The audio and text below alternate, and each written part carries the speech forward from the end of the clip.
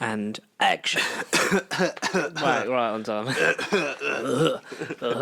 Hello, everyone, and welcome back to No Bubble Podcast, episode 79. Connor's alive again. How you feeling, mate? I was going to say, my name's Matt. I was going to trick the audience and pretend to be Matt. Go on, then do that. Can you do an impression of Matt? I can't do Matt. I've got... He just goes, my name's Matt. I can't do it. That's Matt. My name's Matt. He's going to love that. How are you feeling, though? You alright? Because you was out of action last week. Well, paralysed, mate. Poisoned, paralysed. I don't know exactly what happened.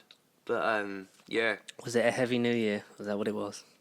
To say so, yeah. But, I mean, there was more to it than that. But it's fine, man. Everyone does it. I mean, you're still not missed as many as him, but he came back, so that's why he was there. So, but you're back. One day, I'll come back. It's 2020. New decade. A new decade, a new year. New us. More to do that can never be done. More to see than... Hang on. No, sorry, that's the Lion King. But the point still stands. We've got a lot of news and stuff to catch up on from the last couple of weeks, because we were pre-recorded, and then we were real, but you weren't here, so we need to sort of go everything. But how have you been since the Christmas period? Did you have a nice time? Relax, yeah. Just mentally in a happy place. I've just been watching a lot of things, little anomalies that I've wanted to watch and been intrigued by. Kind of got kicked off and said my New Year's resolution was going to be to catch up on some couple TV serials, and I've done that. I'll get more into that as we go on. But I don't know. It's not even a month yet, and I already feel like I've watched a lot. You've been renewed, have you? I have definitely been renewed. Been renewed, have I? Refreshed, rejuvenated. Regenerated. The doc said she'd been through a regeneration. Regeneration. We've got Doctor Who to talk about later, haven't we? Yeah, both parts we can talk about in depth. We can. We can talk about the new series of Doctor Who. But first, we got some new stuff, because there's a lot of as we know, I screenshot a lot of stuff on my phone. A lot of phone scrolling, yes. Yeah, so we do have a lot, because a lot's happened. I don't know. I mean, I'm weird. going to filter out sort of like the stuff that... What did you cover with Matt last week? We just looked at all the films. You said you listened to. Did I? No. Just all the main things. Yeah, like, films I saw that. Yeah. Coming out this year. It's this year now. Tenet and Christopher Nolan's film. That's what I want to see. Yeah, it depends how Christopher Nolan, because Christopher Nolan just makes what he wants now, whether it's good or bad. Because Interstellar was a pile of shit. So. Oh really? Oh. I've been heaped recommendation done that by. I'm a spaceman, Murph. That's literally all it is. I'm a spaceman. McConaughey going there. I'm a spaceman, Murph. Oh really? Oh. But we got some McConaughey to talk about as well, because we saw our first film of the year. So we're going to try and do some stuff on that, because I've got a challenge that ideally we would have started. But first, I'm trying to find the most relevant thing, because I've got so much shit on here. Right, there's a new Jackass film. All right. Making a fourth movie, set for a 2021 release. You know, your favourite year, 2021. It is going to be the year. So, what do you... Have you been a Jackass fan? I haven't really watched any of them, no. No? No, but they did, 1, 2, 3, and then 3.5? I think it was 2. I think there was 2.5. I know one of them had a And then there was Bad Grandpa and stuff like that. But they're part of the Jackass universe. Because they're made by some of the same people, so I don't know. Yeah. I think they're like Jackass Presents or something. I think I've seen Bad Grandpa then. I've definitely seen Bad Grandpa. Yeah. Oh, okay, fair enough. But yeah, that's all. That's happening then. Alright. But they're funny. They're very of the early 2000s. Yeah. So we'll see for their time. Yeah. We'll see how that translates to 2021. Another movie that I feel the same about is Bad Boys. What you gonna do? That's coming out soon. Have you watched any of them yet? Has that been on your catch up? Yeah, no. That was 3 nights ago. Watched the first one, and then I was in HMV the next day and bought it, because it was one of these $6.99 while it lasts. Or the $9.99 with it any purchase one. So I bought 2 for $2.30 in the deal, and then I picked that up because it was on that offer. Was that on 4K? Yeah, the 4K. Bloody hell. Yes. Yeah, mate. And I got. How's it look? haven't actually watched it on the 4K, but I just watched it on Netflix in 4K. So I mean, it'd be very similar. Mm-hmm. Be very similar, but great movie. I loved it. Second one, I'm not.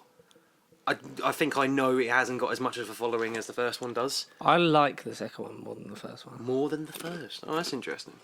That's mainly due to Hot Fuzz. Hot Fuzz. You ain't seen Bad Boys 2. Oh, I see. NASA finish I've not finished. That's one of the few that I've been in between, been in and out of Hot Fuzz, but I've not actually bothered to fully Embrace it. Didn't do it for me. Shaun of the Dead did. Really? World's End. It's either The World's End or This Is the End I've seen. I can't remember which of the two I have. Or maybe they're both very different films. Yeah, I think but I've seen bits of both on Netflix, but I'm thinking of the same movie. Maybe I have seen them both, but I can't remember. Because they both came out the same year. Yeah. But I don't know. I don't know. What were we talking about? Well, you were talking about Bad Boys. Well, yeah, but before Bad Boys, what were we saying? Can't I remember. don't know. What were we saying? You were talking about stuff. I was letting you speak. I was like, Let me speak. because then I was deleting all the stuff on here that I was like, Useless. that's old news. That's useless. Movies this year, weren't it? So Tenet, Christopher Nolan's thing, Tenet. Yeah, it's just David Tennant. David Tennant. Just David Tennant. Biography David about Tennant has a shit. Biography. I'd watch that for 2 hours. Oh yeah, absolutely. That'd be a hell of a lot better than Rise of Skywalker. Absolutely. Anything better than Rise of Skywalker. I am Ray. Ray Sand. Tennant. Come on, Ray, you can do this. Race. I'm Ray, Luke and Leia. Yeah, Ray, Luke and Leia. Have you seen them threads of like just all them people that just do that thing of like, I'm Ray. Ray who? Ray Sandcastle. Ray Sandcastle. Ray Lightsaber. Like, fuck this. Ray Lightsaber, that'd be a great surname. The thing is, I haven't seen Rise of Skywalker again. I kind of want to. Oh, But yeah. every time I think about it more, You just don't. I just like it. Because I've you? I've seen it twice since then. Since we seen it saw twice since you saw it. So you've got a more sort of well, understand. a better understanding. Is it improved or no? No. No, your face. No, it's really not. No, second time around it was like, okay. Because I was thinking, because you lowered your expectations, so maybe you'd sort of Second go and time think, around. all right, let me just try and enjoy it for what it is. But how was it second and third? time? Second time around, it was one of those where it was just like, if I was watching it from a little kid's perspective, yeah, it would go over your head, and you would still sit there and think, oh, 3PO, oh, R2. You'd be more amused because they actually have dialogue in this one, and you'd think the normal. 3PO's the best in this one, I think. Oh, he's ridiculous in this film. I think I'll put him up there maybe in the whole saga, maybe as at a push. Over performance. I can see that, yeah, because he's actually given jokes. Yeah, Apart from the bit when he's he's goes in Attack of the Clones, die Jedi does. What did I say? yeah. What did I say? No, second time around, it was one of those where it'd be like, all right, it's passable on its own. If I'm watching it from a younger perspective, say if I had to have kids with me, it'd be entertaining for them, and it'd be like, it'd be more of a normal movie. But then third time around, the only thing I laughed at was freaking Babu Freak, the robot inside 3PO, doing 3PO's head.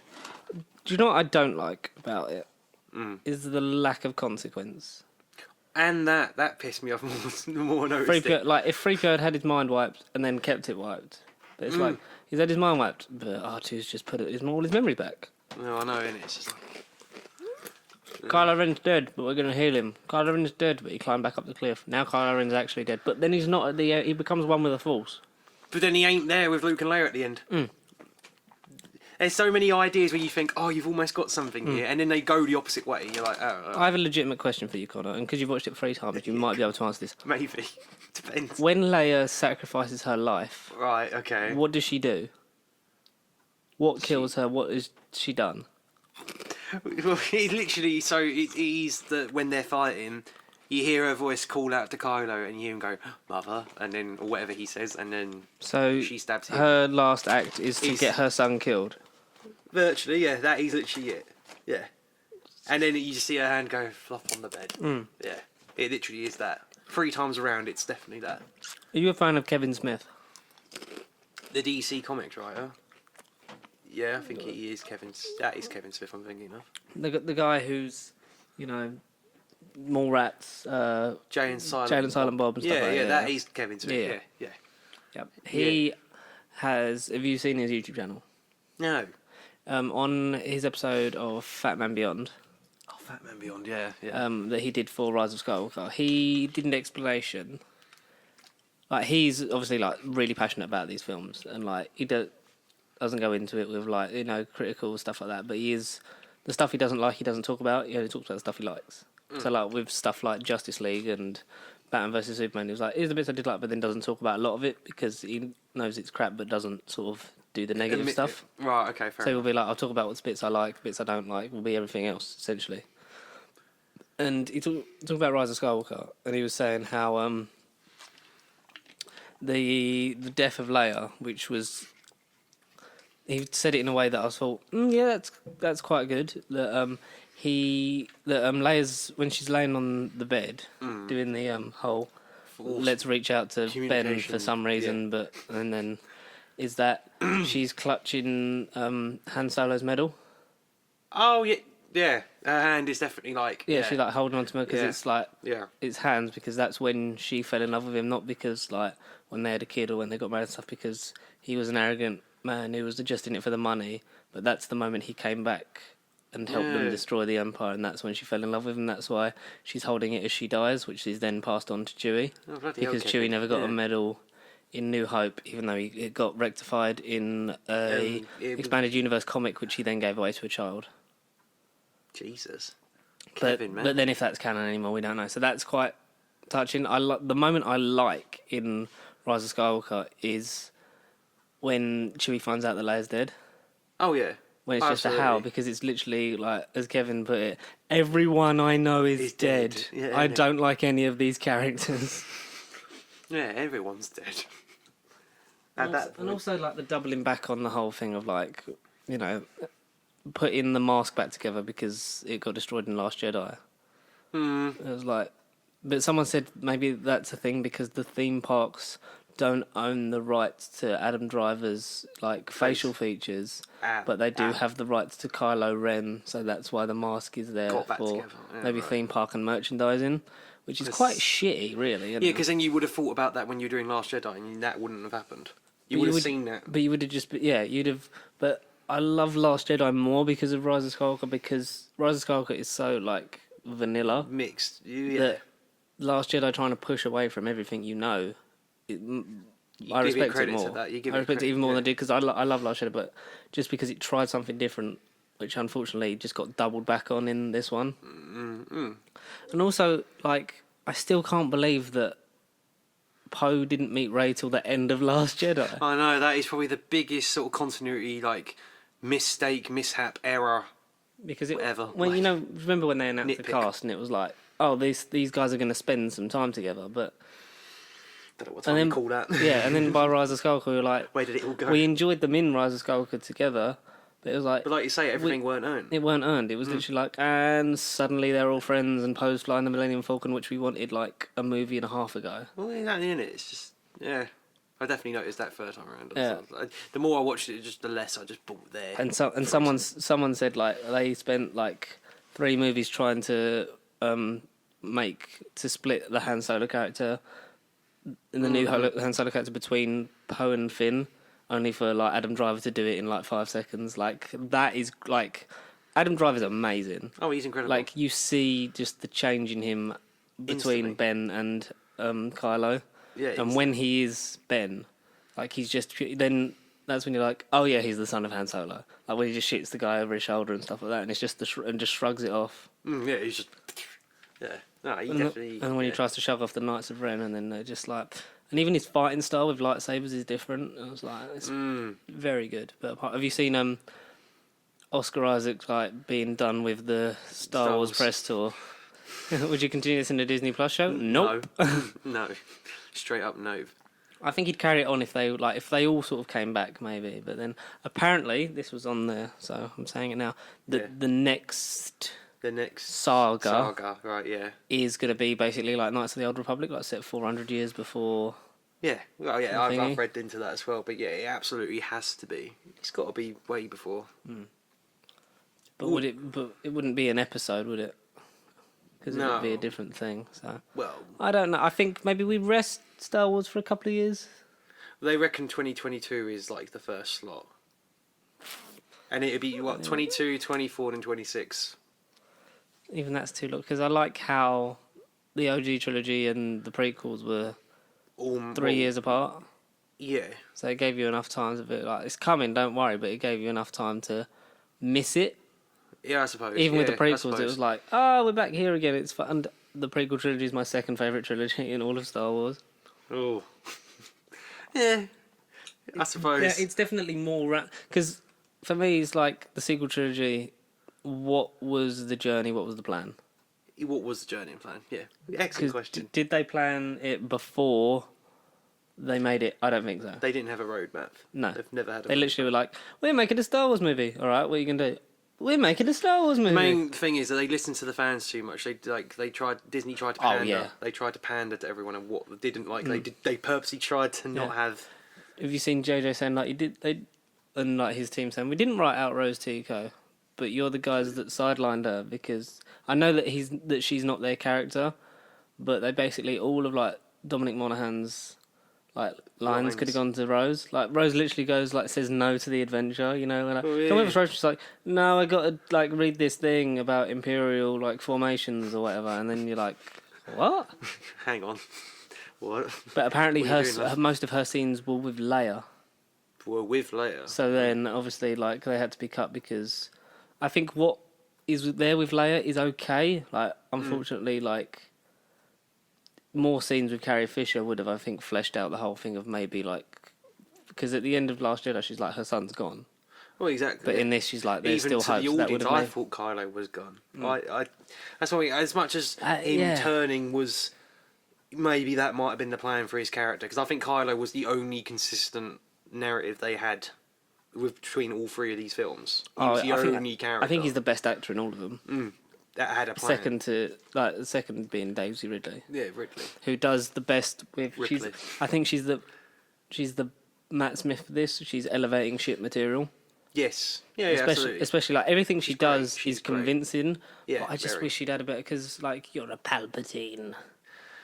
If that was a couple years ago and if we had little seeds that Palpatine was coming back, but don't show us and. That's the thing. This only was in the movie because of the plot, because of the shitty plot they had for this film. I think it's only in the movie because they killed Snoke and they were going to have Snoke be the Palpatine-esque, but then JJ was like, "Oh no, it was Palpatine the whole time. He was puppeting everyone." But it's like, but why would he put himself in a shitty body when there's Snoke clones? I don't know. I think it's just purely because like they couldn't do Snoke, so JJ because that's the thing that JJ can't do the mystery box thing. Like it's like he loves asking questions, he can't answer them. Dickhead. And also, Dickhead. They pointed out how, Billy D. Williams being like, alone kid was basically like on your left, but like worse. Yeah. Because as much as we love all the characters I'm just going to talk about Avengers Endgame for a second. We love all those characters. It's a windy film. Because we've spent time with them or we've grown over the years with them. That's why very much so. It doesn't just mean the most when Cap's like on his own facing off against Thanos' army and then you hear that crackle of on your left. It's not just that you're like, oh my god, it's Falcon, but it's also that voice to Steve Rogers means everything. Everything. In that moment especially. Yeah, in that moment, like just when he's down, his best friend comes through on the radio. Yeah, comes through on the radio because then you're like, oh shit, yeah, everyone's alive again because they resurrected him. And then they all come through, and then all those characters mean something to him coming through, and then they fight like. Whereas Lando saying it to Poe, I don't think is as effective. Didn't click at all. No. Whereas in that sense. If you'd have had someone, if you'd have had Kylo do it, or Finn, like if Finn had gone off to send the message. Oh, I see. Yeah, totally. Then you would have, as an audience, been more connected to. Oh my god! Because then you would feel that, and you'd also feel it for Poe, because Poe would then just be like lifted. Because Poe's got he's got no links to Lando. Poe doesn't, barely. Apart from like knowing who he is, and he's like the old admiral from days gone by. And then, but he's dressed. Did you notice he's dressed in the outfit that John Glover wears in Solo? Yeah. So it's shorthand for Yeah. For the thing. It's like just put Donald Glover in. No. You accept how old Billy D. Williams is though, because he is like, but the stuff he does like works for him because you're like. That would have been a twist if they put Donald Glover in it, and it would have been, hang on, Star Wars is going timeline now. But then the end is a bit weird. It's like you want to find out because that's his daughter, but that's only elaborated on in a comic. Because I was gonna say, who was she? No, the book novel, yeah. So it turns out that the First Order targeted specifically rebellion leaders. Right, because she said that we were all a bunch of ex-Stormtrooper. Yeah, so his daughter was taken by the First Order and made into a Stormtrooper. But that's not. That just sounds like he wants to have sex with that woman, and it's a bit like, ooh. A little bit, exactly, innit? You're like, stop, Billy D. Williams. Jesus Christ, Billy D. Williams. Lando, a Billy D. story. But I think it's not in the it's just in the way it's sort of that everything. The way it comes across. That everything you need in the story is not in the film. No. Like the message being in Fortnite. Absolutely. Okay. Yeah, innit? Oh, yeah. That weird. I mean, it's good. Yeah, it was a good strategy. It has a good bit of marketing to do it in the. But then it'd be nice if we'd have heard it, because then it was just like the dead speak, and it's like, what? But there's been no tease to this. And also, Richard E. Grant should have been in Last Jedi to see that there was more going on behind the scenes. But then, ifs, buts, maybes. I just think slightly change Hux's fate. That was a funny moment. Hux. Hux was shit on. Like he was like, you get that he's just menacing and maniacal in Force Awakens, and then he just turns into like the emotional part. I'm the spy. And it's just what? It's just yeah. It's fun. Spy. It's fun. I think Donald Gleason is criminally undersold. Oh yeah. But yeah, that's great actor. Star Wars moment, because I would say that because Samuel L. Jackson wants to return. Oh, does he now? As Mace Windu. Oh right. We heard the voice of him and many other Jedi, which was nice. Yeah. But apparently the original cut, because there's a release, the JJ cut. So apparently there was all those people were there as Force ghosts. Oh, that's what I'm saying. Like yes, forming like a barrier with Rey to give her the energy to take down the Emperor. Yeah, exactly. That's what it should have been. I would have loved to have seen them. We should have all seen them side by side. We should have, but we didn't because. But at least it was filmed. But then they said no. Oh, okay.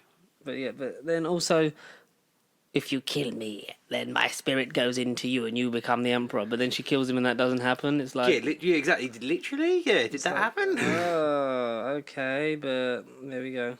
Yeah, well, there. Star Wars, yeah, put it in the bin for a bit. Star Wars season is over. I mean, Mandalorian, you being a good boy and waiting till April, or are you? I'm waiting till April. I've watched episode 1 because I had a link for that, and I really enjoyed that. And I'm like, okay, I want to wait. I want to savour this on my TV and just enjoy that because, like, fair enough. And from what it's worth it. Pedro Pascal, great. I mean, well done by Jon Favreau and all those people. So. Oh, it's worth it, definitely. I'll tell you that now, it's worth it. And I think that was the best Star Wars thing, probably, that I've seen at the moment. For the last couple years. Oh, definitely. In this Disney era. Oh, definitely in the Disney era. In the Disney era. There is no doubt about that. But, hey... And then supposedly season 2 as well, which I would have been happy if this was just like a one-off anthology thing. Because I don't want it to fall into the trap of continue Baby Yoda story just for the sake of the memes. Just for the sake of the people going, oh, cute. It's like, no. Do it because you actually got a script, not just because, it's more marketing and merchandise and, popularity. But, I don't know, we should see what happens with season 2 of The Mandalorian. Yeah, there's a lot of... I'm trying to get through all this. You watched The Witcher? I have started it. I have not finished it. I'm enjoying that so far. Just trying to get through this Star Wars shit. So I only did the first episode. I can't be asked to actually sit down and watch it. I don't know. I like it, but I need to sort of have... Because I've got a week off next week, so I'm going to try and... do it then. Yeah, well, there you go. Try and get it. So, apparently... try and get all this Star Wars stuff out of the way at once, because I've got stuff all the way back from December. So, Reylo is kind of like a Luke and Leia thing, which is what JJ came out and said. But it's also, like, it's romantic, but, like, more of a sibling thing. And they're also kind of related, because it's alluded to that Palpatine was the reason that Anakin was born, because I know it was a virgin birth, but he manipulated the midichlorians to create life. Because as he says it in, which was pointed out in the episode of Big Damn Cast that I listened to yesterday, that if you re-watch Revenge of the Sith with that context, it's because it's before they mention bring someone back from the dead, like it's like spoken in the way of creating life. And then as he says that, he just sort of looks at Anakin, like Creating almost life. as like almost in a way that makes you think. Hang on then. Well, no, have you heard of the YouTube channel Looper? I have, yes. I like Looper. The truth about Palpatine explained. Well, pretty much, yeah. I watched it and you'll listen to it, and it's pretty much in the comic. Palpatine did manipulate her genes. Yeah, so that Shmi gave birth to Anakin. There's literally a comic. There's a comic panel of Shmi walking. Oh, yeah, it's literally just her walking. You see Palpatine's hands literally doing Dark Force energy. You see her belly, and she's got like dark. Is he hiding in a bush like that? Just going. Yeah, going. Yeah, no. I'm going to make a birth to the chosen one, who will eventually throw me down an exhaust port only for me to survive. No. Do it. It is a bit of a dodgy Do it. screenshot, but it is pretty much, yeah, he did manipulate her genes, and voila, he created the chosen one. Life. Did you see that apparently Apparently. there was the scene where after they kiss, where he's holding her, like her Ray's mouth is moving, like in the, but she's not saying anything, so that there's rumours that that's a cut scene. I love you. Like literally, like so, like just after he's resurrected her and they kiss, and then like he's holding her, but like from the back you can see like movement here, like in the side of her cheek. So it's almost like she's saying something, and he's like looking at her, like he's listening to her, but then like cuts away, and then he's deaf, and then it's like that's a weird. The editing all over the stuff with this film is just like all over the place, but atrocious. Oh no! Was that a "I love you" line? Maybe? Will we get that in the JJ cut on the 4K? The JJ cut. The JJ cut. Release the Schneider cut. And like you said about Mandalorian season 2, teasing the guard from Return of the Jedi, because that's what the figure that Jon Favreau put up, and then is the image and retweeted like Mandalorian season 2 coming for like fall 2020. Fall 2020. Which is like, it's cool. Like I love that, because we'll have Disney Plus by then, so we'll get it on time. Yeah, we will have it. It's only April. It's only it's March 31st, but it pretty much is April. So it's only like 2 months, 3 months from now. I know, we'll see. 2.5 months. We'll see how we go with that one. And the films have started to leave Netflix as they go straight to Disney Plus, because Last Jedi's on there now and stuff like that. Just looking for some more Star Wars stuff.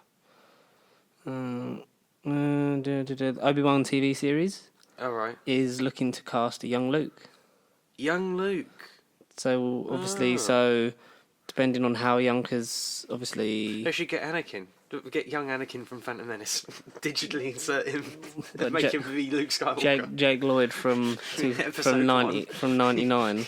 Get him to be Luke. Even though we as fans made his life hell and turned him onto drugs. The audience are dumb. They won't know who he is. They'll be like, oh my god, it's baby Annie. little Annie. But yeah, as long as they don't ruin the guy's life, be nice, be gentle, be kind, never be cruel, never be cowardly, and never ever eat pears. Disney finished off 2019 with a record smashing $13.2 billion at the box office. Bloody hell. So Endgame, Star Wars, Captain Marvel, Spider-Man, Aladdin. Yeah. Lion King, stuff like that. That's insane, but they can't pay a studio to, for all the work they did on Lion King. But that's fine, because those people don't need jobs. They don't care. Those people don't need jobs and money. They don't need any currency. They don't need any kind of currency. I think will be on the Marvel news in a sec. I'm just scrolling through. No, don't be. Oh, this. Nice While we're on the Kevin Smith thing that we spoke about briefly, is that he announces Mallrats sequel called Twilight of the Mallrats. Oh. So have you seen Mallrats? No. How many movies are there in it? In Mallrats, the franchise. There's Mallrats. So he's got a universe that's like called the View Askew universe. I don't know if Mallrats is including, but he's got like so the films he made, like Mallrats, Jay and Silent Bob Strike Back, Tusk, Clerks. Okay, yeah. And stuff like that. So yeah, but because Mallrats is obviously the for those of you who don't know what it is the script that Stan Lee's reading in Captain Marvel. because that was Stan Lee's first cameo, technically. Right. Because right. So I kind of have to see it just because of that. Marvel history. I Yeah. have to see more Rats now. you'll absolutely have to. When is it coming out, or is it just he's I think it's just been announced, so I expect production maybe not until the end of the year next year even? at the earliest. But should we jump onto the Marvel side of things? Because I've got a few of What these. have I missed? I feel like I've missed nothing. Oh, we're not missed nothing. I've missed nothing, but I've Heard- missed everything. Heard and missed nothing about Marvel. But that's because you've not been looking in the right places, darling. But really, I so really rumoured casting for the Loki TV series is Finn Wolfhard considered for the role of younger Loki in new Disney Plus I TV can series. see that. A lot of star power draws more people in, especially with a streaming show with Finn Wolfhard in it, because they tend to do quite well. Oh yeah, little hint. Is it Chapter 2 out yet? Because I want to buy that. Okay, no, I don't think it is. Oh wait, we'll Google that one. It must be soon, because that was a while ago. They're all soon. I know. I've heard it advertised on Sky Movies, so it must be close. Yeah. But Finn Wolfhard, yeah, he's got black hair and he's a small man. He's smaller than Tom Hiddleston. Perfect description. He's smaller than Tom Hiddleston, so technically, yes, he can play young Loki. And I think they do look alike. I can actually picture him in like a young Loki garb. And But this is really important. Can Finn Wolfhard? can he? Can he do an English accent? That is a very important. That's going to be the clincher. Because if not, just get a British child. Let the British do it, because the Americans have January the 13th. January the 13th. So that literally. Quite soon. That's Monday. Yeah, Thursday. Wait, hang on. I'll look at your calendar. 9th, 10th. Yeah, Monday. All right. Do you like my calendar? I do like it. January though, Patrick Troughton. That's wrong. No, because it's December. there's 13 Doctors, and the page before that is you have one with Hartnell, which is just all of the months. So you get a whole. You can have a whole like desk calendar with Hartnell, Cheeky. and then have them on each thing, which is it's. I know it annoyed me too. It should be 1 to 12, and then Yeah. do something with Jodie or let them share. Oh yeah, let them share. But yeah, I'm not really. I think they could have done like we've just been anal about calendars and how to do it, but I thought they should have done half like share Hartnell and Trout and put them in black and white. Purely because it's that era. But I like those tiles because they're the tiles that have been like on their Instagram and stuff. Oh like yeah, that. that is definitely Instagram. I've seen that on Instagram. Yeah. But I like it. Oh my giddy aunt. Oh my giddy aunt. I'll see if. There I hope Peter Capaldi's one says, "Oh, the hybrid." Am I a good man? And hopefully Jodie's one says, "Tim Shaw." Tim Shaw. Tim Shaw. Yeah, Tim Shaw. Tim Shaw. Jim Shaw. That ain't gonna be too long until we get the animated stuff. You can pre-order Series 12. The Steelbook, I think. Steelbook. I'm going to do that because you know me and Steelbook. Because Series 5 Steelbook comes up. We're getting off topic. We've got to talk about Marvel first. According to a report from MCU Cosmic, what do you think about Finn Wolfhard? Quickly, yeah. Great. No, from what I'm seeing him in, great. Great. Stranger Things, great. Hopefully, Ghostbusters, great. Yeah, that hopefully great. Low-key, if he's low-key, yeah, he should be decent. According to a report from MCU Cosmic, Marvel has fully regained the rights to Namor and the Hulk. Which hopefully means we can get... Finally, a Hulk has got a movie. Well, hopefully. I'd love to see that. That'd be cool. Because it'd be nice to use Hulk characters in a Hulk story, because then you could maybe have General Ross and the Thunderbolts and stuff like that. Actually use them. You know, we could maybe see what happens to Emil Blonsky. You know, that'd be nice. Tim Roth. Is it Tim Roth? It's Tim Roth. It's Tim Roth. Tim Roth's cool. I can't remember his name. I know his face, I just couldn't remember his name. I know his face. Have you heard about the latest casting news for Thor: Love and Thunder? Oh, no, I haven't. Go on then. Christian Bale is in talks. As who? Possibly the villain. Who's the villain? I don't. Because I thought it was Enchantress and some other geezer already. I don't know. But Christian Bale. The Batman himself, a man notorious for not liking doing Batman.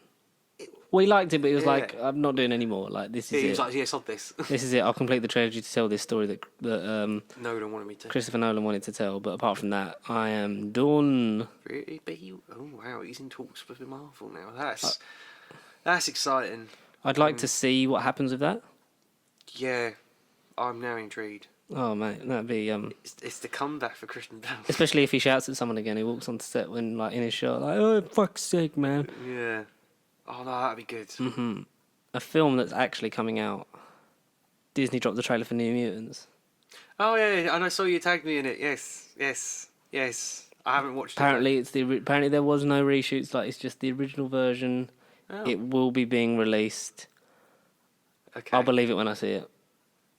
Yeah, You haven't watched the trailer yourself, or I have not bought myself to watch it just because I want to just see it. go into it? Yeah. I just want to go into it blind because all the stuff that we'd seen before, like the original trailers and stuff like that, it's like, yeah, it's fine. It looks like a horror film thing. Does it make it MCU canon? God, I hope not. Unless it's really good. Like, it'd be so nice if after all this time it's actually like amazing. Yeah. And like you come out and you're just like, yeah. Wow. Yeah. But yeah, there was so this is why we have never heard much about those rumored reshoots, because it's just the original version being released by Disney. Whether it's a closing of a chapter for that version of the X-Men, or it is the way in for this new generation, then we will only find out in time. Kevin Feige has clarified. Doctor Strange in the Multiverse of Madness has scary sequences, but isn't a horror movie. Even though Scott Derrickson already said it's like the first horror, like it will be scarier. Hopefully, it pushes the boat out more, because I thought it was going to because the way it was pitched was more horror, because that's what Scott Derrickson's known for. I wanted some Space Nightmare on Elm Street, weird, creepy. Oh yeah, stuff, me too, like, because that's what they said at trippy. Comic-Con, wasn't it? It was like Inception it's plus going to be Nightmare it's on going to Elm be the Street. first like horror movie in the MCU, which turns out it's maybe not as black and white as that. Dear, But that's look, we will only find out. We were only going to see it. Absolutely. Oh, we'll have to go We're and see it. contractually obliged to. We are yes, we are contractually obliged to go and see it. I've got so much. Disney Plus. What If? Apparently, there's already working on a season 2.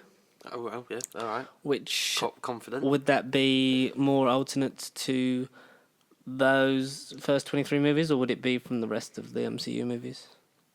Or maybe what's yet to come. Yeah, so maybe you'll get, because obviously like that goes up to Spider-Man Far From Home. If we're going to get Black Widow ones from then on in season 2 or what? Maybe. Or would it be a shorter season though?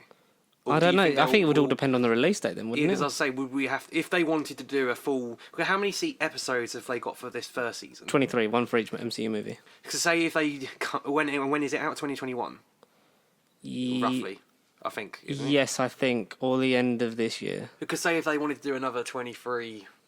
They'd have to wait another 10 years. Another few years, yeah. Another decade.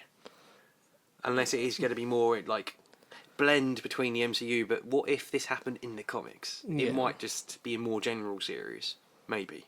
Mm-hmm. As opposed to just being MCU centric, because we would only get one of these what ifs every decade. You'd only get them once a decade. Yeah, and then but you could almost like release them earlier if you did like phase 1 and then phase 2 and then phase 3. Split them up. That's You the could, season, but then I wouldn't think they just want to have it like a whole season of television. But it? No, it's cartoons. I mean, they aren't going to be big. Sure, we're all curious, but the thing is, once we watch them, once we ain't exactly going to go out of our way to. I'll buy them if they come on home media release, because I'm looking forward to that eventually. That mic seems like it's really far away from you.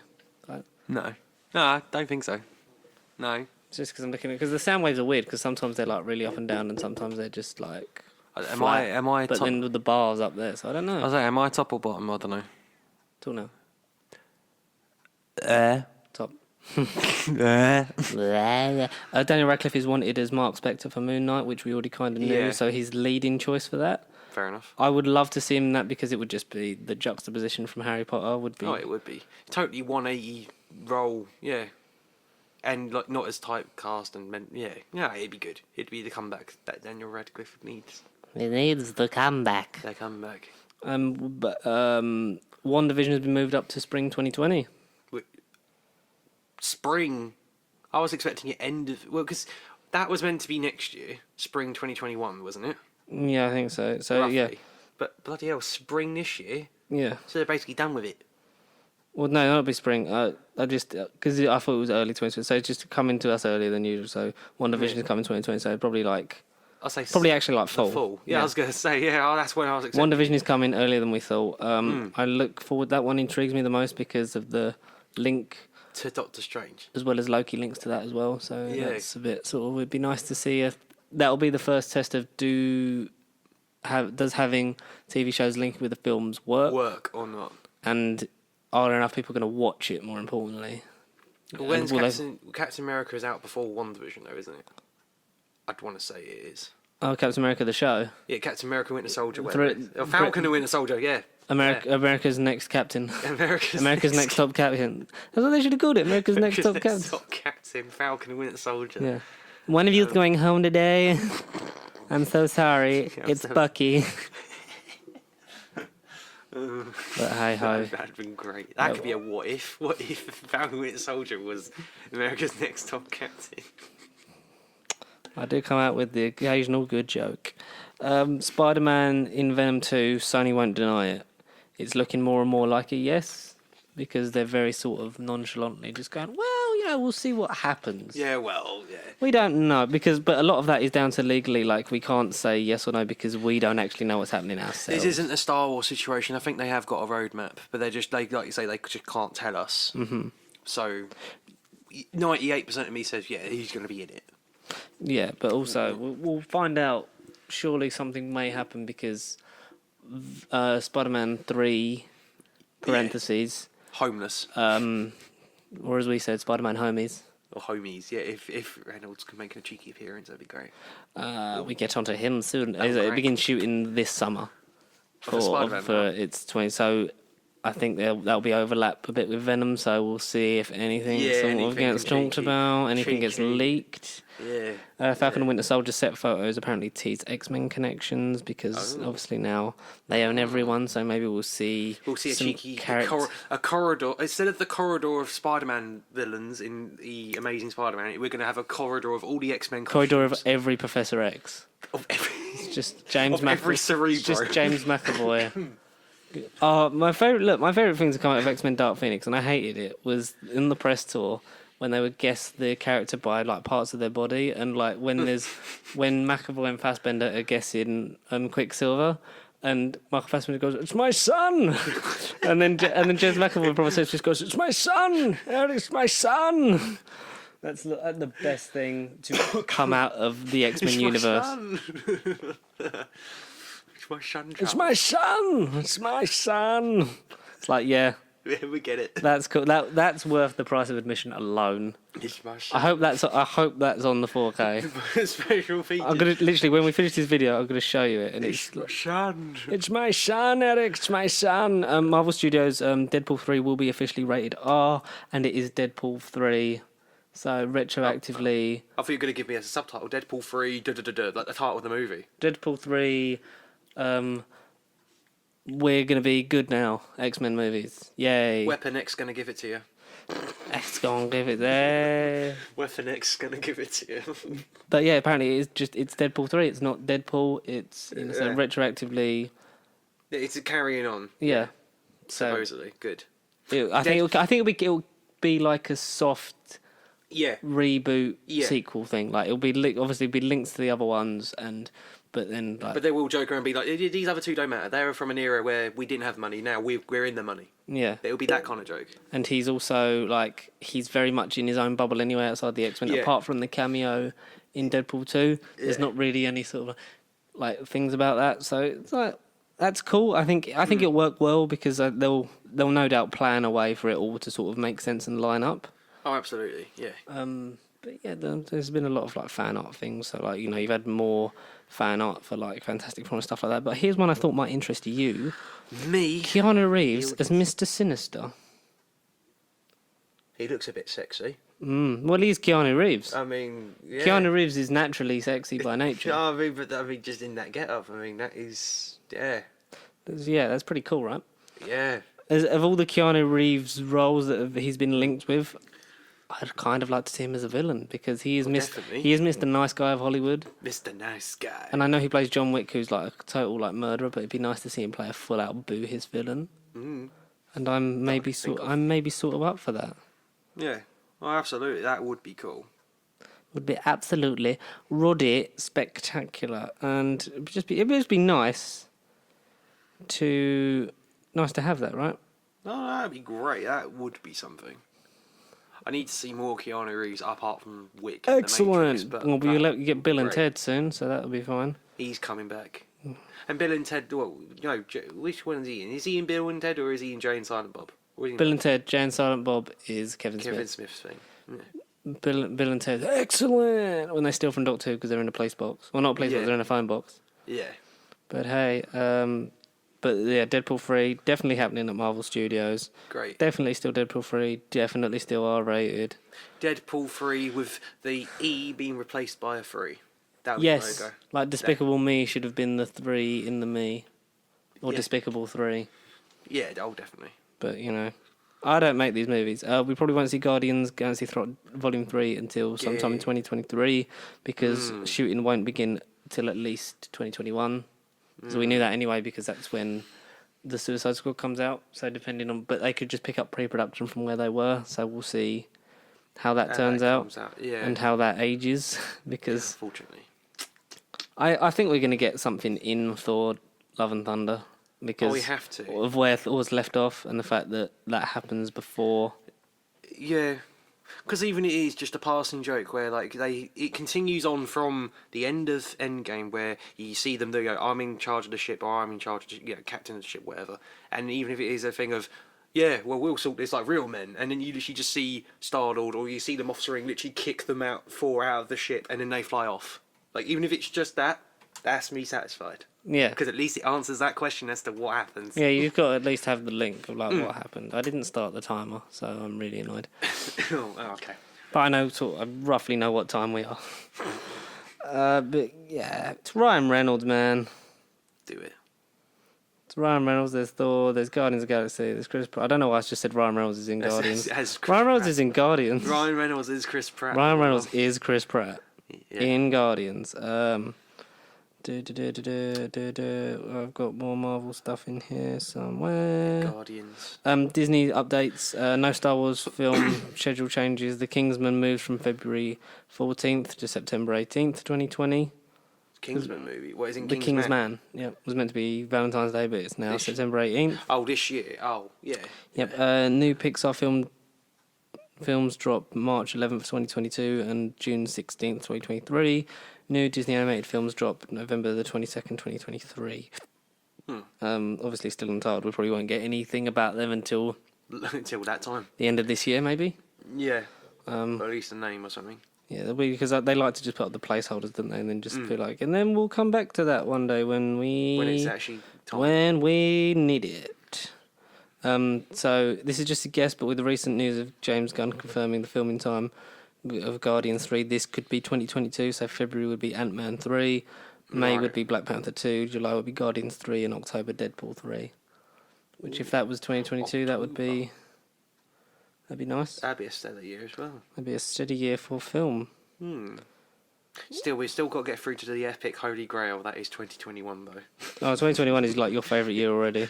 Well, no, he's just every film, apart from The Flash, it is literally every film out that year. No, that you could want, yes. Yeah, it's And on paper it's the year. That's all the Marvel stuff. So, shall we flip over to... The dark side. We've got some DC stuff. Michael B. Jordan knows how he'd handle Superman if it happens. Oh, yeah. Yeah, would you want that to happen? I would like to see it, because I'd like to see what Michael Jordan would do, because I think he's a man who knows what he's doing. Oh, clearly, He's a man who can make good things. Definitely. He's been in some unfortunate films, fantastic. Fantastic, yeah. piece of shit. But him and Jamie Bell are probably the best in it. He's had a good track record since. And he's amazing in Creed, and I like to see him get more roles, and to have him as someone like Superman, I think would be great. One of the best villains in Black Panther.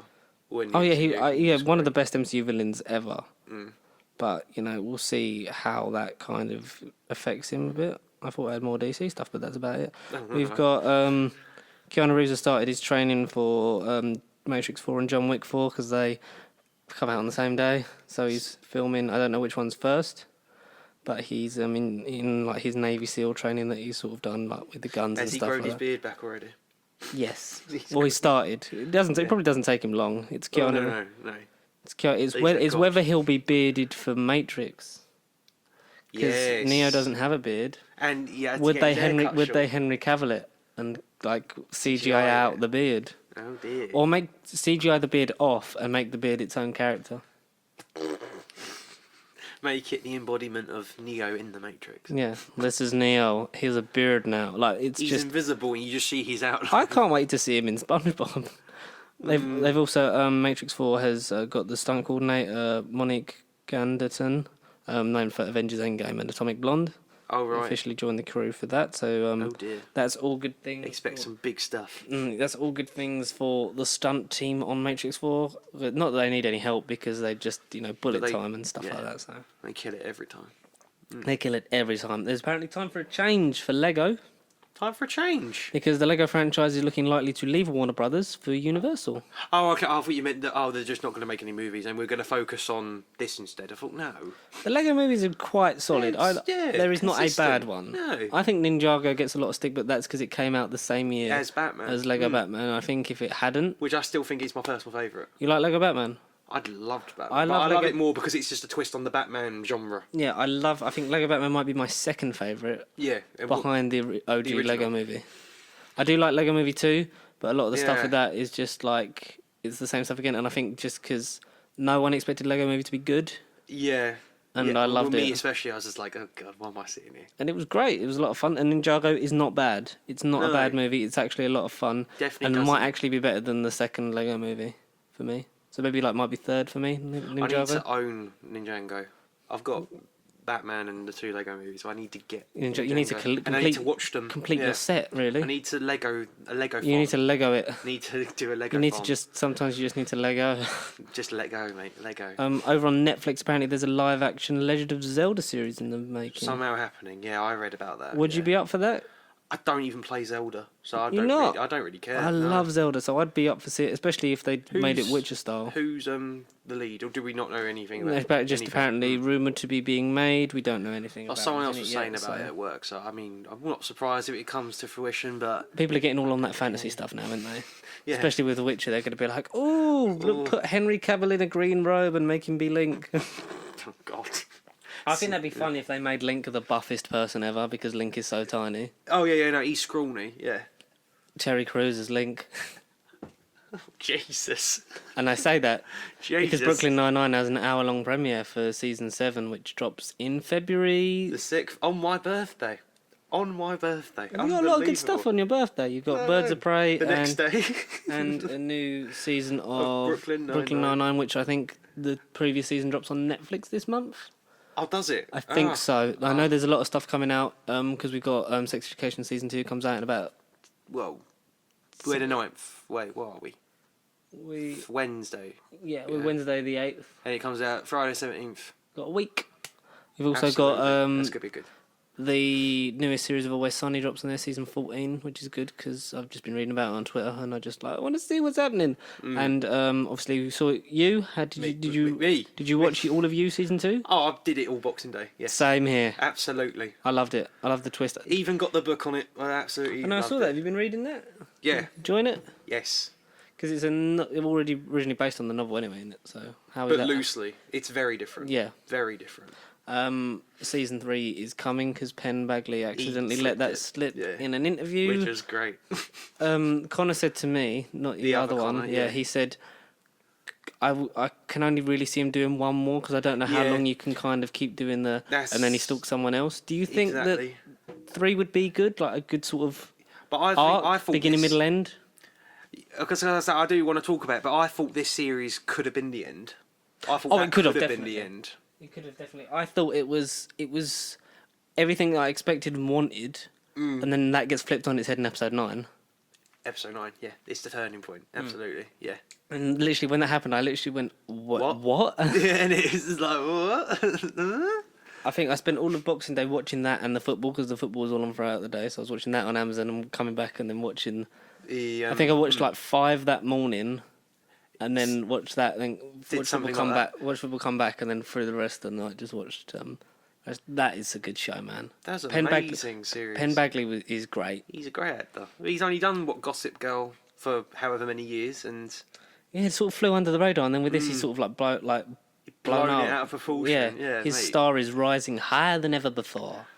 But yeah, He'll- I loved You. It was great, and I love You, Connor. But I loved You, Love the You. show, more None taken. No, mate, that is because I just like It's It experience. is good, isn't it? Something about it. What was to you the biggest sort of like The biggest spoiler alert? Like, what was the biggest sort of like oh shit moment for you? Oh shit moment. I think it's got to be love. Oh, her at the beginning. The fact that I was just more interested in her as a character as opposed to her looks. It was just like, oh, there's actually more to you. Yeah. To you. But when she says like when she goes to the thing and like Slightly beats the thing, like when she beats up the person who's basically like molesting her brother and like kills them. Yeah. Like, that's when and then you just see it on Joe's face, just go. Or when she, who is it that's got her locked in the cage? He's like they lock him in the cage. No, the neighbour. What's her name? I want to say Danielle, but it ain't Danielle. Because he finds the body of the landlord, like wonders who's killed him because he's had the acid trip, but then he gets locked in there, only to have love kill them, and then that's the moment when you're like, oh shit, everything. To quote the master, everything you know is a lie. Everything you know is a lie. Oh yeah, in that moment it was. Oh my god, I can't wait to talk about that. But yeah, yes, more Penn Bagley and more you, please. Get him in an MCU. Get him to be the next big casting. Yes, Matrix 4. Yeah. Getting back to that. Yahya Abdul Mateen II is apparently being eyed to play young Morbius. Don't know Black Manta from Aquaman. Oh right, okay, yeah. And also Dr. Manhattan in the Watchmen series. series. Have you watched that? No, not yet. No, mate, Connor, not yet. I think as part of your TV quest, TV that has to be in it because that was Roddy fantastic. I love that. And I've been committed to Peaky Blinders. have you? Yeah, that's when I said to you I was ill. Strange choice. I didn't think that you'd go in for that. I did the first episode, but then I literally was flicking, and I didn't want to watch a film. I just thought, I'll keep this a go. It is really good Peaky Blinders, and But well, no, it's one of the slowest things. I don't know. I is- sort of forced through the I think first season. once you get like to a point, there's a point in series 2, Right. like towards the end where you're like, this is what it is, and then from like series 3 onwards, it's sort of like holy shit. Oh, okay. But then it does sort of, unfortunately, I think I've heard has a the bit latest- has a bit of the tendency of Sherlock to sort of Dwindle. start to jump up its own arse, but pulls itself back enough to not be considered shite. Did you see Dracula? No. You haven't watched that yet. No. What is it? It's a mini-series, is it? It was so it's basically like Sherlock. So 3 episodes, hour and a half long each, but it was over 3 consecutive nights. So it was the 1st, 2nd, and 3rd of January. Yeah. Intriguing. Class Bang, who plays Dracula, is amazing. He's incredible, is he? Yeah, I'm undead. I'm not unreasonable.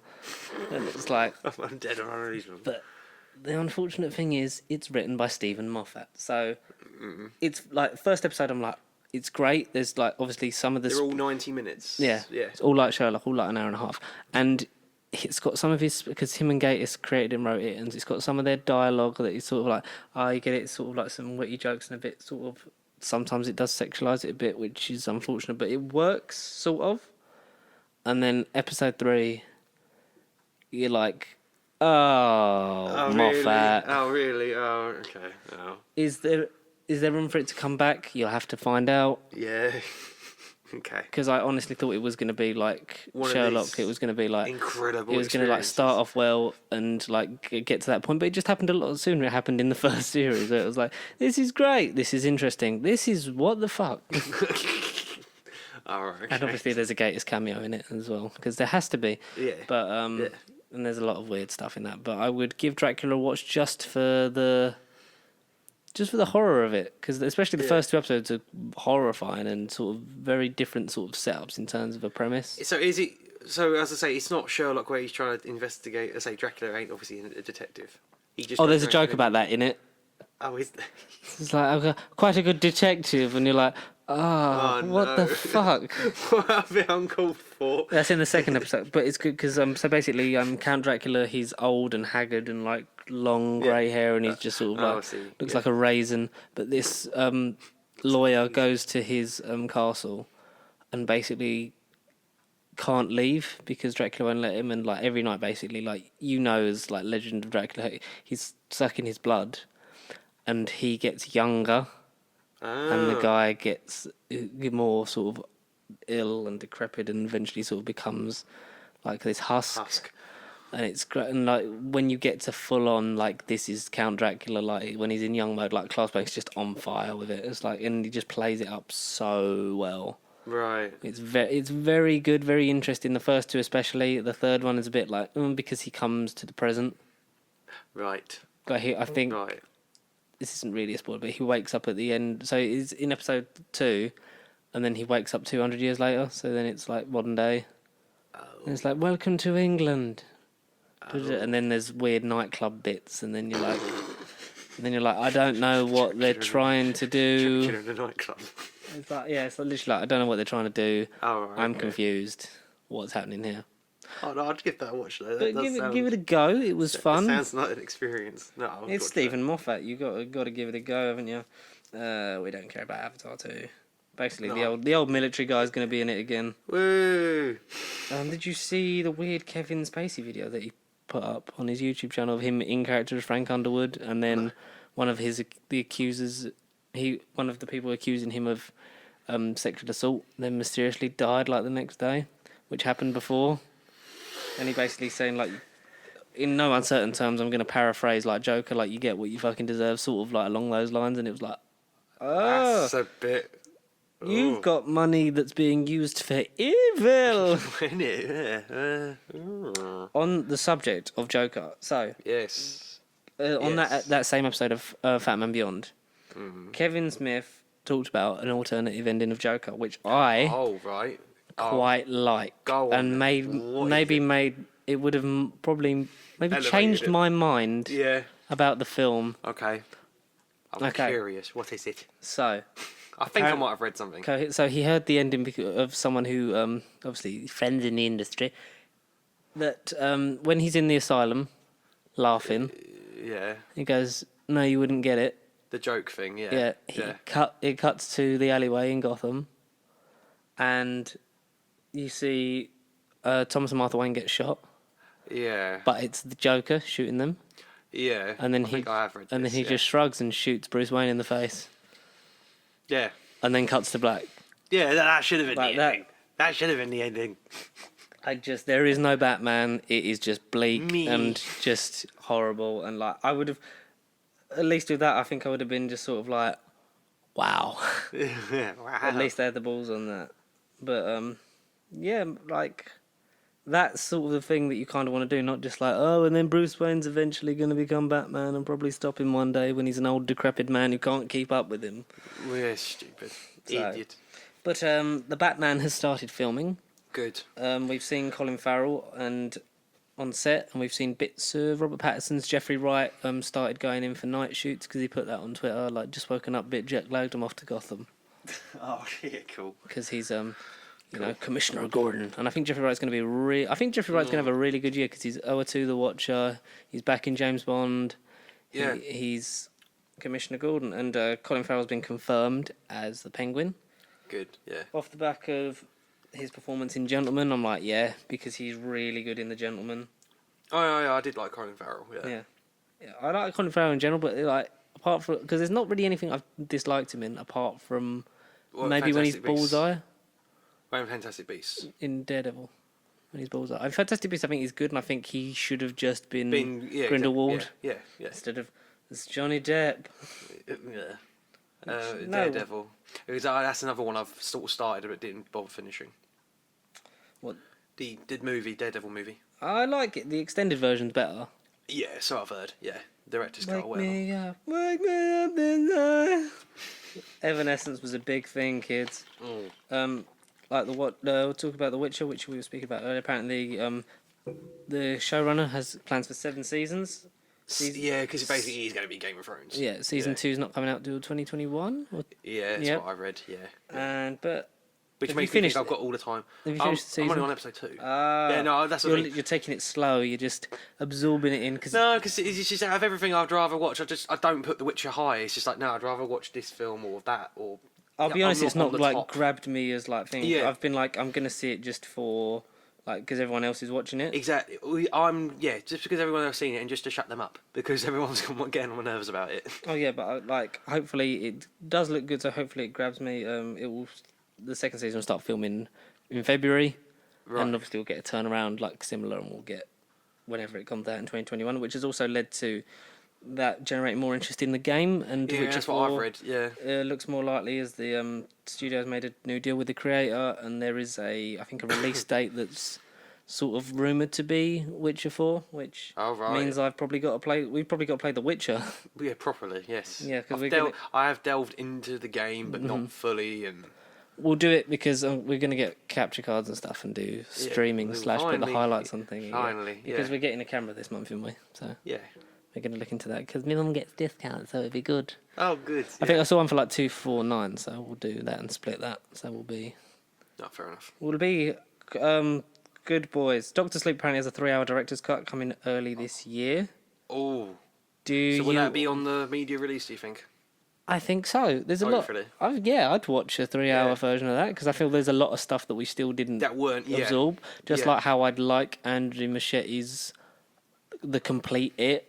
Oh, like, absolutely. cut. Yeah. 7 hours. I would watch 7 hours of that shit all day long. I'm really surprised at how much I enjoyed it. Or it or Doctor Sleep. as in- Doctor it, Sleep. yeah. Stephen King in general. Oh, he's great. Cemetery, yeah, fine. I mean, I'd have to watch the original and like I will rewatch it out of curiosity, and I might get it more on a second view. Sometimes dead is better. Dead is better. Sometimes rewatches are better. Sometimes they are. I'm gonna cut out some of this. But no, it was the first horror I liked purely for its story and just the characters, as opposed to just being it's a horror. And in Doctor Sleep I liked, and The Shining I loved, but just the Doctor Sleep just didn't like. They call it The Shining.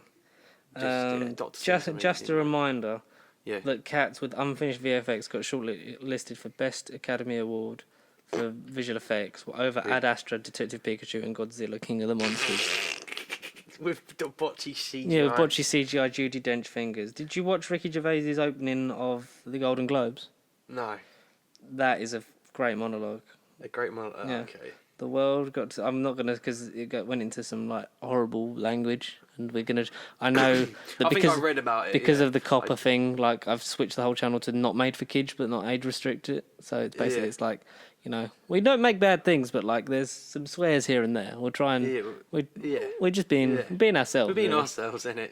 If one F-bomb comes Because out, I think then if we'd have done it of like yes, it is made for kids, and then like they'd have that, we'd like have loads of stuff blocked. So it's like I don't really feel like can't that. do that. Yeah. I don't really feel like losing out on videos, but I have to fix an episode that you said had something some missing audio on it. Oh, I do okay, have to good, yeah. re-upload that, Yeah. which I am working on currently because I think I think 74. I just have to reformat like one of the audio files, but we'll get there. James, because there was a thing of Bond that basically was just why Daniel Craig come back, but it wasn't. It was just like him saying he got more off the character. But this come up yesterday, which I found quite interesting. That Hans Zimmer is doing the score Oh, good. of the No Time to Die soundtrack, which Oh, good. it's a lot to put on Hans Zimmer to try and elevate that. Because judging by the trailer was cut horribly, but I Yeah. still think it looks better than Spectre. I think it's Absolutely. going to be.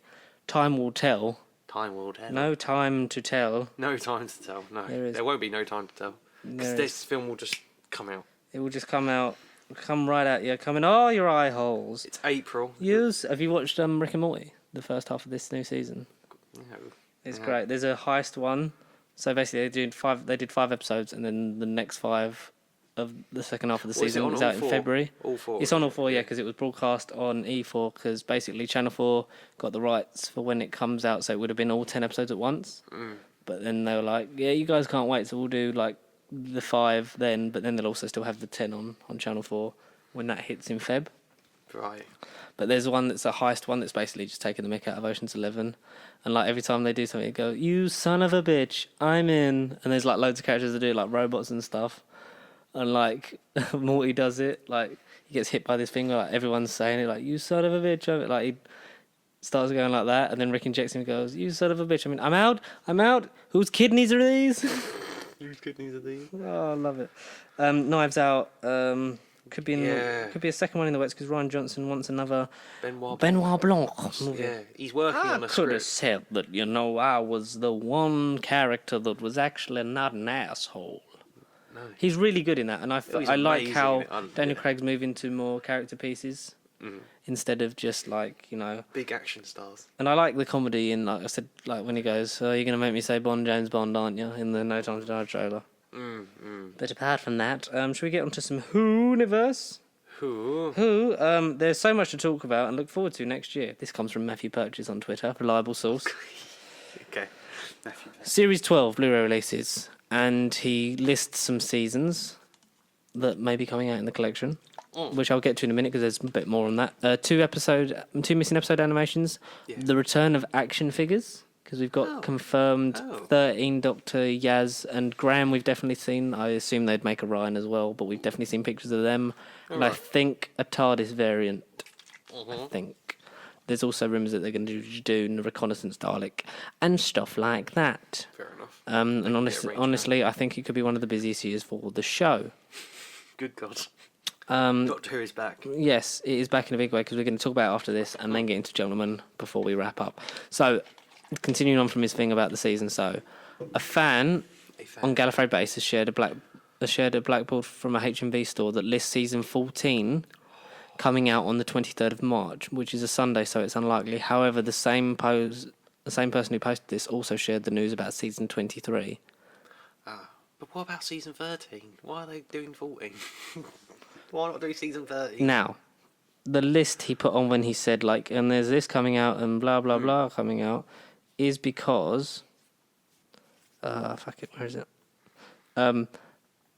Released to season 26, which we knew, which has got delayed late and would have been out last year. But we get that, and it says 14, and the last one, so not like the last one of the year, but would be like the third release, is season 20. Season 20, okay. So Arc of Infinity, Snake Dance, Origin Undead, Terminus, Enlightenment. And include 5 Doctors. Yes, because then they'd be 7 stories each. I got more Hartnell and Troughton this year, so... Oh, you've got Hartnell. I got more Hartnell and Troughton. I think I got Space Museum in the Chase. I watched that. Oh, okay, yeah. And I got Invade. I'm trying to think. I think I'm only missing Troughton's. Yeah, I think Underwater Menace and I think the only Troughtons I don't have are Underwater Menace and Web of Fear. The ones that don't have, and the ones that don't exist, and the ones that don't have any special features. I got Web of Fear. Oh, okay. Did you watch Web of Fear? I haven't watched it yet. I watched because I got some for Christmas, and I also got a Amazon voucher. So I ordered, essentially, a Troughton season. Right. But yeah, we're just going to dive out and talk about Doctor Who for a minute because we have to. We kind of have to. I'm just going to let you Whittaker on about this while I find Whittaker on about this. Whittaker on about it. Jodie Whittaker apparently wants to do an episode with Christopher Eccleston and David Tennant, which the media spun that for the 60th. Not for the 60th, just in general. Just in general. But that was spun by the media as. She snubs Matt Smith and Peter Capaldi for episode with David Tennant and Christopher Eccleston. It's like, fuck off. Fuck off. No, I was just being different. Because what would you think about that? Discuss what you were going to say. Go. Well, media snubbed Matt Smith and... No, but that would be more obvious. I think if they do it with Eccleston and Tennant, that would be reaching out for more fans of the past, and I think it'd be more appealing. Because I'd love to see more Eccleston. Oh, absolutely. Out of all the modern Doctors, Eccleston needs 100%. The one that needs to come back. Without a doubt. No, definitely. Eccleston would be cool, but Tennant would bring so many old faces back just because it's Tennant. But I feel like we've already had Tennant, so maybe it would be nice to... Her and Eccleston, I would love to see, and I also would like to see her with... If you're going to do a classic one, with Colin. Oh yeah, well, Colin out of all the classic Especially when we had Spyfall, and everyone was doing the clip of, like...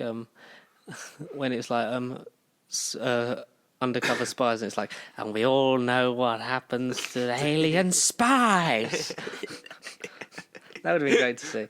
So basically, so I've now got 9 out of 21 Patrick Troughton stories. 9. Yes. So I don't remember what ones I had. I think I have. So I've got now. I'm going to read them all out because I don't remember what I had before. I think before I had Tomb, Dominators, and Seeds of Death. Right. Okay. So now I've got Moonbase, Tomb of the Cybermen, Web of Fear, Dominators, Mind Robber, The Invasion, The Crotons, The Seeds of Death, The War Games. So basically all of Series 6. All of Season 6 that I can, because Space Pirates is not real. Non-existent, yeah, don't exist. And then also, obviously, I've got Space Museum and the Chase, yeah. So I've got 6 Hartnells out of 29. 29 Hartnells, what the hell? 29. Yeah, which is not a lot, but it is a lot because they don't exist. So I'll be kind of. But that's the thing. Each Doctor roughly, I can't remember. Like 29, but then Hartnell's only missing really a couple. He is, but you know. Say I'd want to say like the average story of Doctor is like 35. Yeah. And 29 out of 35. When you say it like that, it's like you're not missing that much. But then the episode count is quite high. And yeah. Troughton, I don't know. Is Troughton missing less than Hartnell, or is it? Troughton's missing more than Hartnell, I think. Yeah, I think Hartnell's the most complete. But that's about sort of all the news we've got up. So should we go into Who? Should we go into Who and then hit the gentleman? Yeah. Hit the gentleman. So, Doctor Who Series 12, as you can probably guess, returned on New Year's Day at 6:55 p.m. January the 1st of. Well, January the 1st of 2020, the year 2020. Of the decade. And it was followed up on Sunday the 5th. Yeah. By the second part. It was the first 2-part story of the Chibnall era. Spyfall, part 1 and 2. And then the next one is going to be the finale, isn't it? Oh, I thought you meant the next episode was the finale. I thought that was. Oh, no, that's it, folks. We're done. No, the next 2-part is going to be the finale. I think the 2-part is definitely a finale, and you could maybe get another one in there somewhere. It'd be nice to have 3 2-parters again in a series, but with 10 episodes, there's less room for that. So we shall see. What were your expectations, Connor, going into Series 12? Nothing. No expectations. What did you can tell us? Because it's Chibnall and Whittaker. What more can I say? It's because of you're not negative like the sexists on. Oh no! Just because you were disappointed. Yeah, and just because I think even as we went into part 1, all in all, the episode itself was the same, and I weren't wowed, and I weren't like, oh my god, it's Doctor Who. I did for the most part of part 1 sit there and think, this is more or less the same. This is going to be exactly the same sort of fate as Series 11, maybe slightly better on quality and the writing. I could tell the writing was improved. Yaz was my main complaint, Series 11, because she just didn't hardly do anything, but I felt like even in the first part, she did stuff. She said some lines. Yeah, she was there, yeah. She actually had a presence. But I still felt... What did you think of... Part 1, first of all? Oh, yeah, that's how I was going to do it. But I just thought part 1 was the same. The overall feel, the tone, just the overall enjoyment level was just like, oh, this is Series 11, just continued. I didn't feel like this was a fresh start. Mm-hmm. It weren't like wow, I'm watching Doctor Who. I was obviously excited watching it, or when it came on and I heard the sequence, but then as soon as it started and 10 minutes into it, I just thought, okay, this is more or less the same. This is not the show that I fall in love with for like the last 50-something years. I don't know what I'm doing, and it wasn't until the ending that made me think, all right, this is actually different. Mm-hmm. It weren't the end. It was only the ending that did kind of grab me. Yes, for the most part. But all in all, I thought it was an okay story, decent enough episode. Yes, but just nothing great. A good cliffhanger. We had. It felt more RTD era. It felt more like. The past. The sake of the world is in your hands. Can we rely on you? Stephen Fry was great. Criminally underused, I think, because spoiler alert. Because it's spoiler alert for Spyfall Part 1 and 2 of Doctor. So episodes 1 and 2 of Doctor Who Series 12. So far, I liked it. I really enjoyed it. We text right after the cliffhanger of episode 1. I think I was like 5-10 minutes behind you because I remember pausing it and then going somewhere. I think I was like 5 minutes behind, but. I remember watching it relatively shortly, and I was like, "Oh my god, what was that?" It was great, and it was a lot of fun. I think they could have done more with the Bond pastiche. They didn't sort of really play it up enough. Yeah, for Spyfall, it didn't feel like what we thought it was going to be. Yeah, it didn't feel as Bondy. I know you had the gadgets, but they weren't like sort of a good point brought up in by Mr. TARDIS is that you never sort of got the Q moment where he gets them out and demonstrates them. No, exactly. There was some stuff that was like it was good, but it was some stuff that was sort of a bit like under sort of whelming because like especially the reveal at the end, which we'll get into more. That was sort of a bit like wait what? Like because there was no setup for that. It really wasn't. And really weren't. It was. But it was good. I think for me, I was in a much better mind frame anyway in my life to enjoy this because. Oh, well, yeah. Last time I was a bit sort of like, oh, this is gonna be shit anyway, because like shit had happened. So I was just sort of like, well, fuck it, it's gonna be shit. But it's not.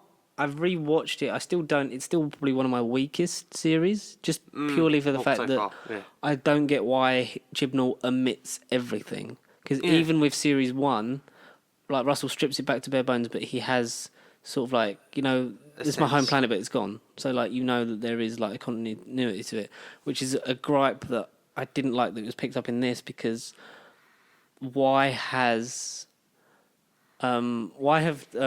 Graham, Ryan, and Yaz not asked the Doctor who she is or where she's from in a whole series? Yeah, or even the on-screen gap between seasons. Yeah, because they've clearly been together. Yeah, but is this set directly like after Resolution? After Resolution, is this like a week after? Is this a year after? I think it seems that it's a couple of months after because they're having some time at home before they go again. Which I like the time passing before the Doctor sees them again, but I also.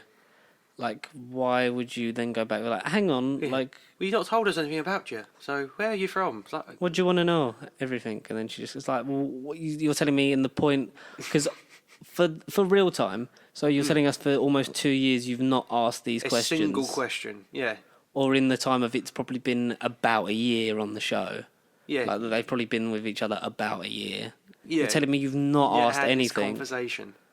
Unless it really does, when you're time travelling, unless it really does, say, for us, one day time is they relative, go for one day they go in Paris, and then the next day for them they'll go, but unless for them it literally does feel like 10-15 minutes, or something ridiculous like say, can do so many stuff in one day. There was a throwaway line in a Matt Smith episode where it's like, it's compressed time, so that's basically like... like you're tired and hungry, like waiting for breakfast. Like imagine how they feel. They've gone the long way around. So it's like you have all those hours sort of compressed into one, which wibbly wobbly, timey wimey. So maybe for them for their timeline, I'm guessing because again the show doesn't clear it up when this is set at all, unless this is set like say a couple months of them in the TARDIS. But for us, we've had to wait 2 years. Yes, 2 years, and 13 months. From an audience perspective, you do kind of think to yourself, how have you not asked these questions? How have you not had this conversation? Mm-hmm. But unless it is like a ridiculous... It might be a 2-week holiday for them. They might see it as like a 2-week fun trip out. It could be a holiday resort for them. It may be. But then also... It doesn't clarify it. Why? Doesn't clarify it. It really doesn't. And I think just... That's the sort of the main gripe I had with so far, the whole thing. Is just like, you telling me... It would have... Do you know what it would have worked good for? The finale for Series 11. Oh, definitely. Instead of like Ran Skravkalos, if you'd have had Spyfall, because then it would have been like, and this is all we've learnt on our year together, and this is how we're going a big bombastic sort of way out, and it's a returning villain that we didn't see coming that was great. It was great. And we sort of knew about it because it was rumoured, but like, because that went through my head when he came on screen, but then we'll get into that in a second, but to have that and then be like, end the series with... But seriously, like, who are you? Like, what do you want to know? And tell about it, and then build that onto the next series instead of like. And we're opening the series with questions that should have been asked. Yeah. Because I get Chibnall wanting to strip it back and bring the general audience back in. He did that, but now it's like, where do you go? What are you doing now? And I have. We don't know. High hopes for this. Oh yeah, we have hopes. 11. I definitely have hopes this time round as opposed to Series 11. Series 11 I gave up between second or third. Rosa, I had a bit of hope then, but then it got dwindled by episode 4. Oh yeah. Episode 4, 5. Episode 4 weren't bad, and then by episode 5 I'd given up completely. I was like, alright. But Witchfinders was great. And Kablam. I liked Kablam. Oh, it's the Kablam man. I must have ordered this ages ago. But Jodie's better in this. Yeah. I think she's less written like a Doctor Who fan film. She's more on point. She more has some character beats, but she's also... My favourite thing with her was the ending of episode 2. When she got... So spoiler alert.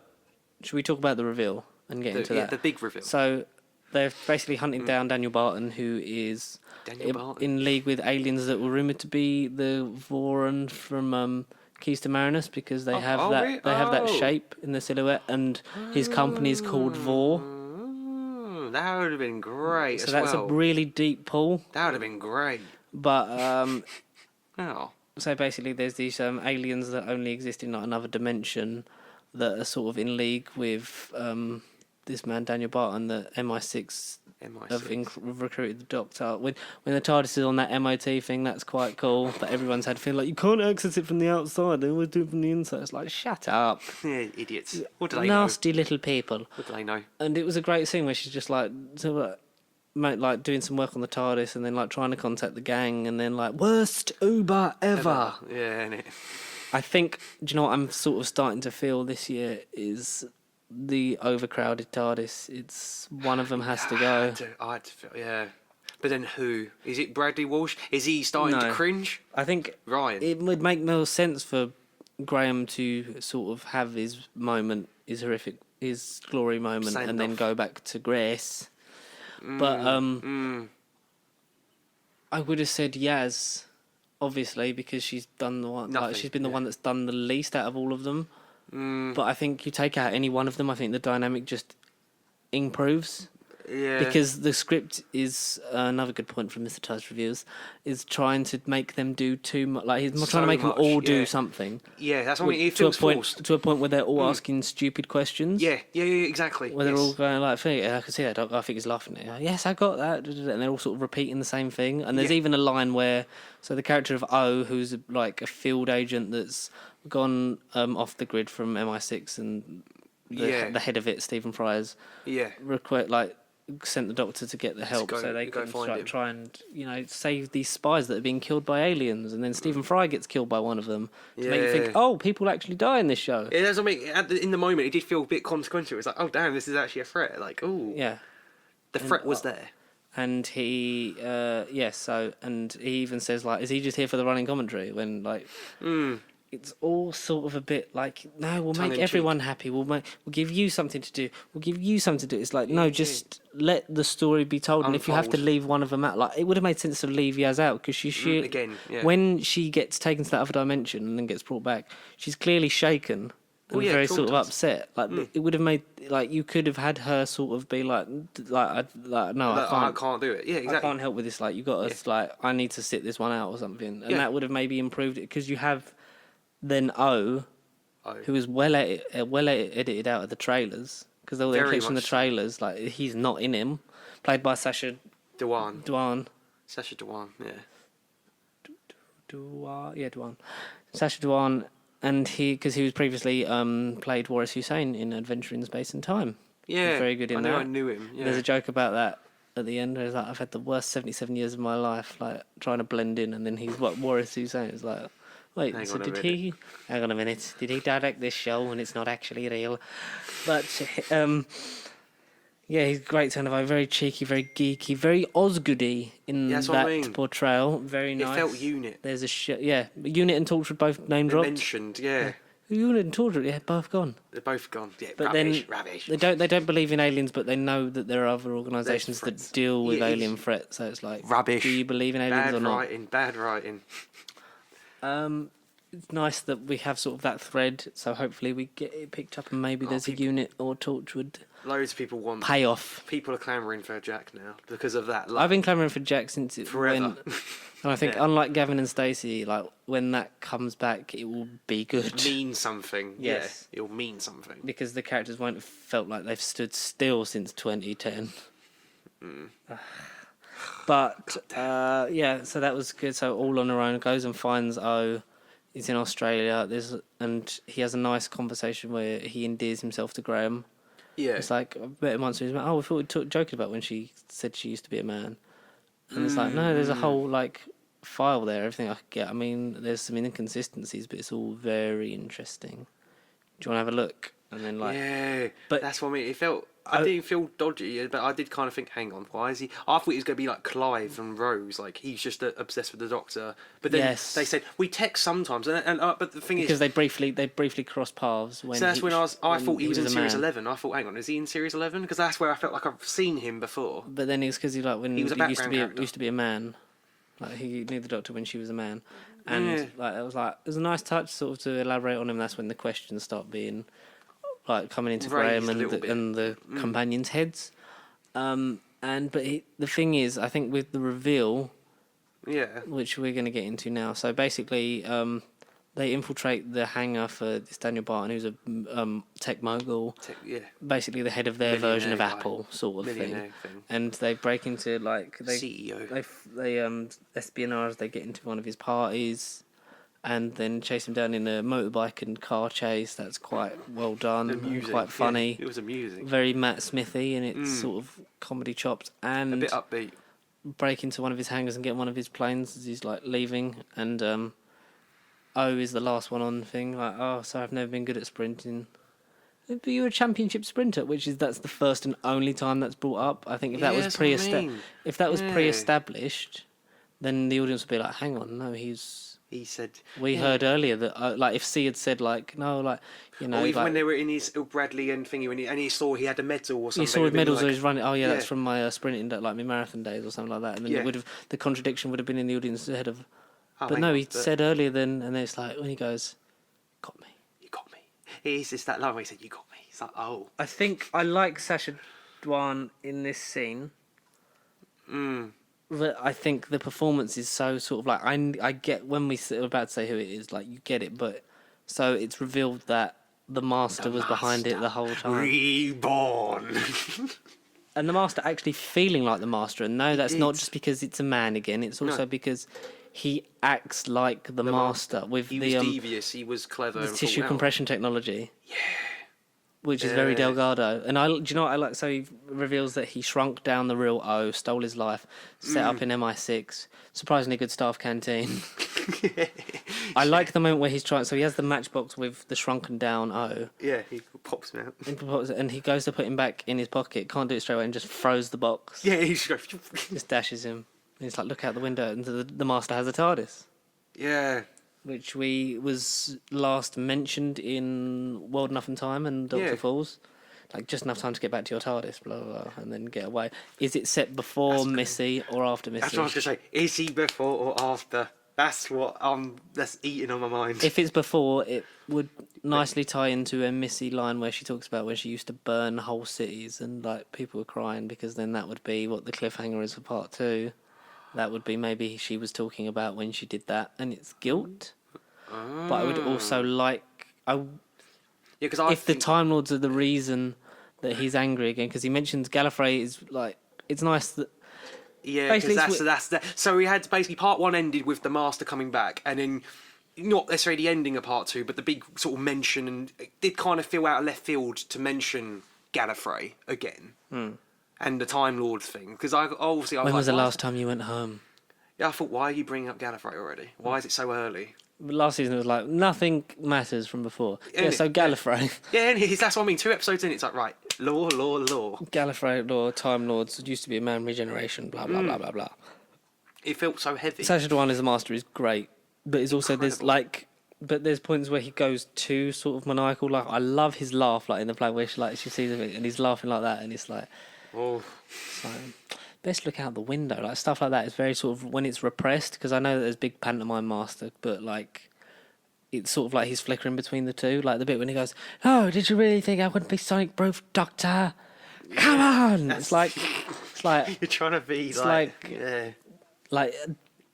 it down a little bit, and then it's like because original. It's but I love his laugh, like he's just very sort of like maniacal, and like he's almost dressed as the Joker in like the second part where he's got the purple suit on, and it's the bit that I found was really weird writing in part 2 was get on your knees. Yeah, innit? Yeah. Say my name. Say my name. Master. Sorry, can't hear you, love. That was a nice line that sort of took you out the moment, but it was a bit like this is a bit sort of sexual. Well, I know without meaning to be, but it's a bit get on your knees and call me the Master. It's like hang on a minute. That's a bit out of context. If you were like blindfolded and you heard it, you'd be like, oh. So no, it's unfortunate. Yeah, it's probably better written than most of last series. Oh, very much so. Out of the Whittaker era, it's probably up there, but not near Rosa. I think it felt refreshing enough. Yeah, it was nice to have sort of that big sort of epic scale and the mentions, and obviously the reveal. Yes, the reveal of the Master. It definitely elevated the shitty material. I didn't like part 2 was essentially for the companions was a crappy remake of Sound of Drums. Yeah. Like these are highly dangerous individuals, and like usually the Doctor would be in that scenario because it was the Doctor, Martha, and Jack. And like I like how as he's talking to the Master in that, you know, he's just like, you might want to look at the thing and like shows your public enemies number 1, 2, and 3. Better start running. Yeah, Like, why don't you start by turning to your right, and then they go. Then that's when they go on the run, and that's brilliant. But with this, it was like, we're going to hide out in a construction site because they're suddenly on all the screens, but dressed in black tie, so that they'll.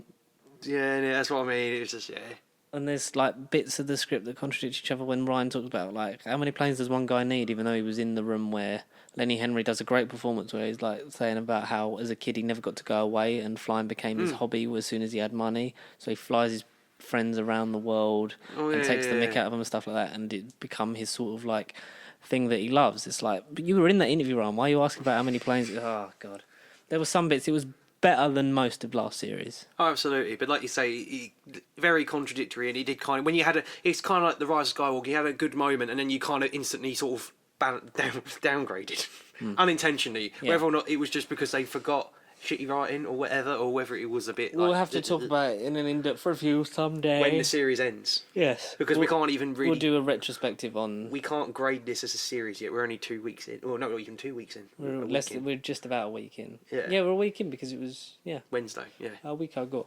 So, but much enjoyable. Gallifrey is destroyed again Again, I know. because. Again. But I didn't like the way he described it as like nuked, sort of in ruins. It should have just said like in ruins. Yeah, innit?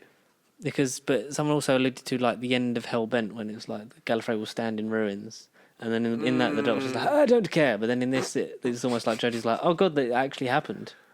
Yeah. So it's revealed I was right. Yeah, the time was right all along.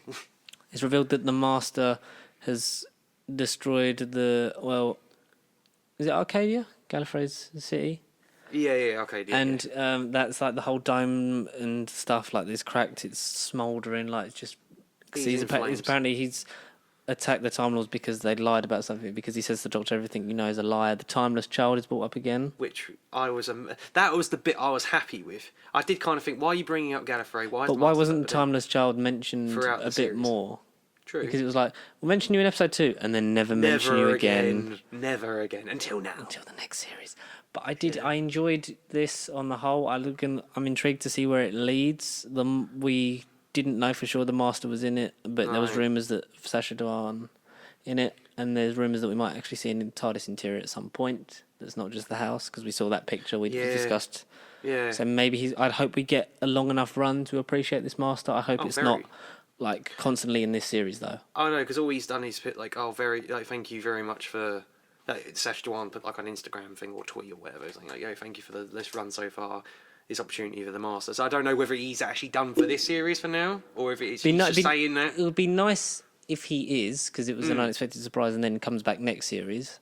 Yeah, or whenever. Or like if the finale, or maybe the finale like involved in some way, because he's left shrunk in the universe. He's left in the universe where the alien. We'll call them the Vords for now, because. Yeah, because they had a name. The Doctor's like, yes, they weren't in control of you. Yeah. You don't know. You don't know what they are. Blah blah. They're pretty flimsy sort of things to do. Blah blah blah. But it's it's a thing. It's a thing. The Master would undoubtedly like with Missy used to do, just like come back. But then was sort of explained later in a way that Stephen Moffat thought was clever. That's the thing. Is it? That's just the thing that's eating me. Is it pre-Missy or is it after? I think it's post Missy. It kind of has to be before. Because how can they actually dig out the whole of? Oh yeah, they both shot each other, but then the Master survived. The Master was good, but then that maybe. And how can she get good for them? Because they made the thing of like, and then you can't regenerate. But I think it's just going to be that thing of like she does, and then the Time Lords doing whatever, have lied about whatever, like the Founding Fathers. I genuinely think it might be Cartmel master plan-y, the way they're going with it. Yeah, I read into that. Yeah, I think that whatever happened then is what flipped the Master back against the Time Lords and all. Well, it was never against it. It was always against the Times. It was the Doctor. So it just like instead of renouncing his ways, it's sort of just gone. No, like fuck you guys. You've lied about stuff. The Doctor's definitely then involved somehow, maybe unintentionally. I'm far more than just another Time Lord. It'd be quite fitting because season 26 comes out this year. It would be very fitting. Oh, Davros. Even though they're season 25, I know, but this is for quotes purposes. I'm far more than just another Time Lord. Goodbye, Davros. It's been unpleasant. I was just thinking he was the timeless child. Do you know who I think the timeless child is? What is the theory? I think then? it's Ace. Ace. Because not naturally a Time Lord, not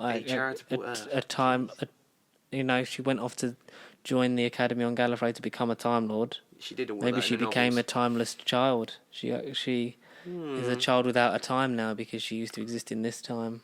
And that's the thing. It is very. And there's a lot of Sophie Aldred going around. It's very point blank as to what happened to her. I don't know what happened to Ace as a companion, because the thing their relationship was on and off. She would leave the Doctor, then go back. Leave I don't know what happened to Ace. What was the last straw for their relationship? I don't know. Exactly. The Doctor, I don't think has ever really said, or any expanded media from what I know. Everyone's like Susan, but I'd like it because Susan's. it's been like over 30 years since Sophie Aldred was last in it, and 30 years after she was in it, Elizabeth Sladen came back.